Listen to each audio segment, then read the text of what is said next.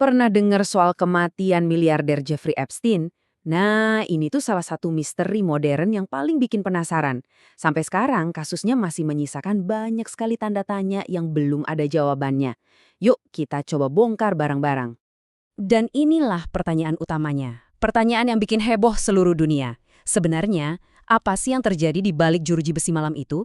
Apakah dia bunuh diri? Atau jangan-jangan ada sesuatu yang jauh lebih gelap di baliknya?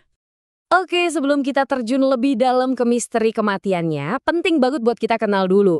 Siapa sih sebenarnya tokoh utama dalam cerita ini? Jadi, Jeffrey Epstein ini bukan cuma seorang miliarder. Dia adalah seorang pemodal yang punya koneksi ke orang-orang paling berkuasa di seluruh dunia. Tapi, di balik citra hebatnya itu, dia ditangkap atas tuduhan yang super mengerikan, menjalankan jaringan perdagangan seks yang melibatkan anak-anak di bawah umur. Nah, disinilah semua misteri ini dimulai. Pada tahun 2019, tepat sebelum dia bisa buka-bukaan di pengadilan, Epstein ditemukan meninggal dunia di dalam sel tahanannya di New York City. Padahal, tempat itu seharusnya jadi salah satu penjara paling aman loh. Tentu saja, pihak berwenang nggak tinggal diam. Mereka langsung mengeluarkan penjelasan resmi tentang apa yang terjadi. Mari kita lihat, apa sih cerita versi mereka?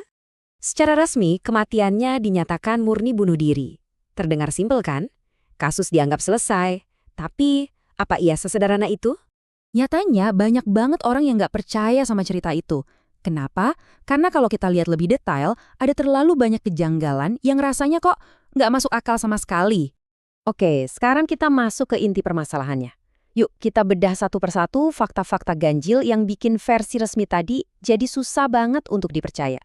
Coba deh kalian pikirin ini. Pertama, 2 kamera pengawas yang mengarah ke selnya, entah kenapa dilaporkan nggak berfungsi. Kedua, 2 penjaga yang seharusnya ngecek dia setiap 30 menit, malah ketiduran selama berjam-jam. Dan yang paling penting, jangan lupa siapa Epstein itu. Dia punya koneksi ke pangeran, presiden, sampai para CEO. Banyak banget orang berkuasa yang mungkin lebih senang kalau dia diam selamanya. Walaupun Epstein sudah tiada, ceritanya nggak berhenti sampai di situ. Kasusnya terus bergulir dan bahkan memunculkan beberapa perkembangan yang sangat penting. Salah satu perkembangan terbesarnya adalah penangkapan dan penghukuman Ghislaine Maxwell, yang merupakan rekan dekat dan bisa dibilang tangan kanan Epstein.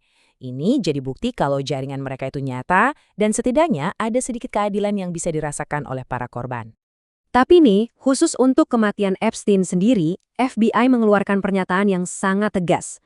Mereka bilang, setelah diselidiki, nggak ada bukti yang mengarah ke tindak kriminal atau pembunuhan. Pernyataan ini seolah-olah mau menutup semua spekulasi yang ada. Tapi ya gitu, pernyataan resmi dari FBI gagal bikin publik tenang. Malahan sebaliknya, berbagai teori konspirasi terus beredar luas sampai detik ini. Ya karena itu tadi, masih banyak banget pertanyaan yang menggantung. Jadi coba kita lihat lagi deh urutan waktunya. Semuanya terjadi dengan sangat cepat. Dia ditangkap tahun 2019 dan di tahun yang sama dia meninggal. Lalu tahun 2021 rekan dekatnya dihukum. Dan sekarang bertahun-tahun kemudian kita semua masih di sini. Bertanya-tanya, apa yang sebenarnya terjadi malam itu?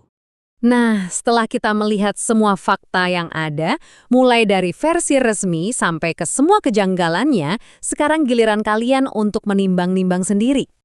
Jadi, setelah mendengar semua ini, menurut kamu gimana? Apakah ini benar-benar kasus bunuh diri yang sederhana, atau jangan-jangan ada sesuatu yang lagi disembunyikan? Dengan kamera yang rusak, penjaga yang tertidur, dan daftar koneksi orang berpengaruh yang begitu panjang, pertanyaannya tetap sama, bunuh diri atau pembunuhan?